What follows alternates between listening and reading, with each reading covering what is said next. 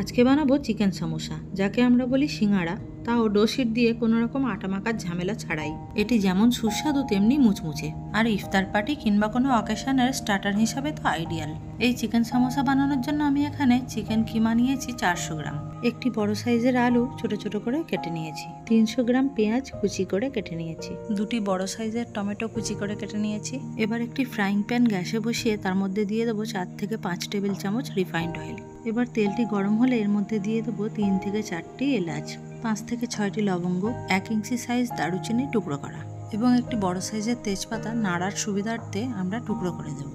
মশলাগুলো দিয়ে ভাজা ভাজা গন্ধ বেরোতে শুরু হলে এর মধ্যে দিয়ে দেবো কিমা করে রাখা চিকেনগুলো একটু হাত দিয়ে আমরা ছাড়িয়ে ছাড়িয়ে দেবো, তা না হলে ডালা পাকিয়ে যাবে। চিকেনগুলো দেওয়ার সাথে সাথেই নাড়াচাড়া করতে হবে খুব ভালোভাবে, এবং খেয়াল রাখতে হবে চিকেনগুলো যাতে একসঙ্গে একত্রিত হয়ে ডালা না পাকিয়ে যায়। নাড়াচাড়া করতে করতে চিকেনটা অনেকটাই ঝুড়ো ঝুড়ো হয়ে গিয়েছে আর কালারও চেঞ্জ হয়ে গিয়েছে। এবার এর মধ্যে দিয়ে দেবো আলু কুচি, পেঁয়াজ কুচি, কাঁচা লঙ্কা কুচি, টমেটো কুচি এবং স্বাদ মতো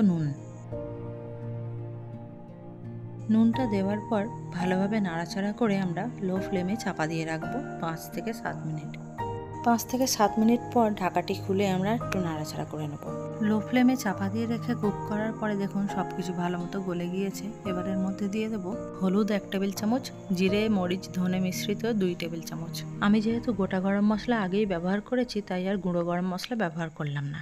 মশলাটা আমি এখানে হালকাই রাখছি, আপনারা চাইলে এর মধ্যে আরও মশলা ব্যবহার করতে পারেন, যেমন গুঁড়ো লঙ্কা, আমচুর পাউডার, গুঁড়ো গরম মশলা ইত্যাদি ইত্যাদি। আর হ্যাঁ, আদা রসুনটা দিতে কিন্তু ভুলবেন না। আমি এখানে আদা রসুন দিয়েছি কিন্তু ক্লিপটাই নিতে ভুলে গিয়েছি। মশলাটা দেওয়ার পর ভালোভাবে নাড়াচাড়া করে আরও কিছুক্ষণ আমরা চাপা দিয়ে রাখবো।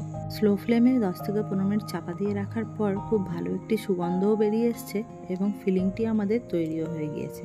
এবার এই সমস্ত ফিলিং আমরা অন্য একটি পাত্রে ট্রান্সফার করে নেবো এবং ঠান্ডা করে নেব। ফিলিংটি ঠান্ডা হতে থাক ততক্ষণ আমরা অন্য একটি পাত্রে নিয়ে নেবো অল্প একটু ময়দা, তার মধ্যে অল্প একটু জল দিয়ে লেই বানিয়ে নেব। এটি আমাদের সমোসাটি মুড়ে সিল করার কাজে লাগবে। দেখতেই পাচ্ছেন আমি কেমন একটি গোলা বানিয়েছি, এইরকমই বানাতে হবে। এবারে নিয়ে নেবো এই ধরনের সমোসা পাট্টি। এইগুলি যে কোনো সুপার স্টোরে অথবা অনলাইনে অ্যাভেলেবেল। এইগুলি প্যাকেটে একত্রিতভাবে থাকে। এগুলিকে নিয়ে এইভাবে একটা একটা করে ছাড়িয়ে নেবেন। এরপরে মাংসের ফিলিংটা ঠান্ডা হলে এইভাবে একটি করে র্যাপ নেবেন এবং অল্প একটু ফিলিং দিয়ে আমি যেভাবে মুড়ছি এইভাবে মুড়ে সিল করে নেবেন।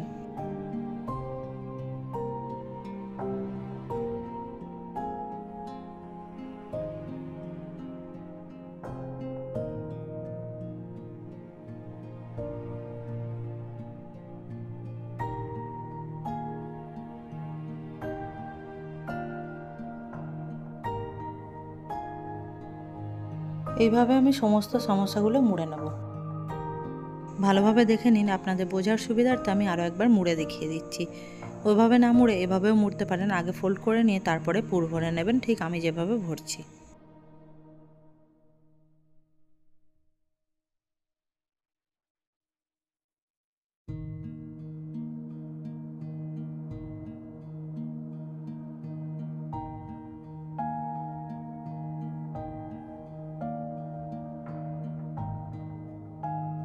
এই সমোসাগুলির মজার ব্যাপার হলো এইটিকে আপনি এই অবস্থাতেই স্টোর করতেও পারেন রেফ্রিজারেট করে, আর যখনই খাওয়ার ইচ্ছা হবে তখনই বের করে গরম তেলে ভেজে নিন, না তৈরি হয়ে যাবে সমোসাগুলো আমাদের গড়া হয়ে গিয়েছে। এবার কড়াই তেল দিয়ে ডুবো ডুবো তেলে তেল গরম করে ভেজে নিলেই তৈরি চিকেন সমোসা। এগুলো খুব দ্রুতই ভাজা হয়ে যায়, তাই গ্যাসের ফ্লেমটি লো টু মিডিয়ামে থাকতে হবে। এইভাবে উল্টে পাল্টে লাল লাল করে ভেজে তুলে নিলেই তৈরি চিকেন সমোসা।